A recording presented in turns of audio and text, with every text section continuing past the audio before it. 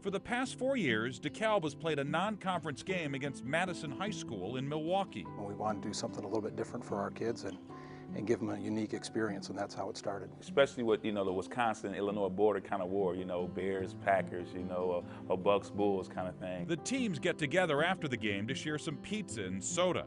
But in February of 2009, the game was almost canceled. As we're getting dressed, the coach comes in to tell us the bad news about Jontel's mom.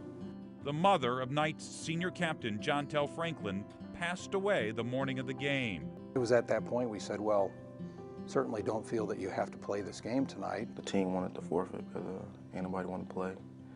I told them to play. With heavy hearts, the Knights decided to play the game.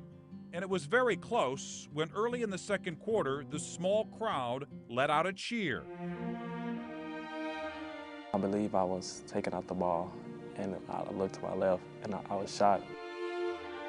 Arriving straight from the hospital, Jontel Franklin walked into the gym. And I just wanted to get my mind off that situation that happened.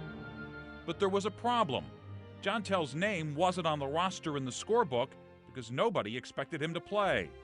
Putting him in the game was a technical foul, and that meant DeKalb would get 2 free throws. I felt like that was almost, piling it on to Jontel and his teammates. It's not, it's not their fault that that's the situation that they were put in. So for several minutes, Dave Roman tried to get the referees to ignore the rules because of the extenuating circumstances. Coach Roman said, no, we're not taking the technical fouls. Let's just play. We were arguing back and forth with the ref. The ref said, well, hey, that's the rules. Insisting they were doing what they had to do, the officials enforced the technical. So DeKalb did what they felt they had to do. Coach Roman gathered his team. He asked who wanted to shoot the free throws, and I'll quickly raise my hand. The rule is everybody has to stand behind half court while you shoot those free throws, so he's going to be out there by himself. And I knew he was on the same page as I was. After a quick discussion with the coach, Darius McNeil went to the free throw line.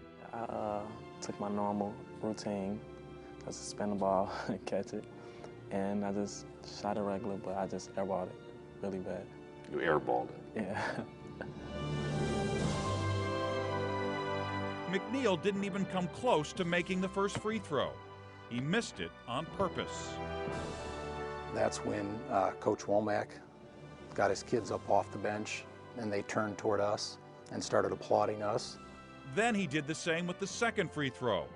And that's when the fans joined the Knights to give DeKalb a standing ovation.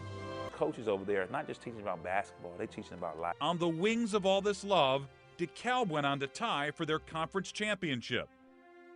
It just brought us closer, and we started playing together as a team.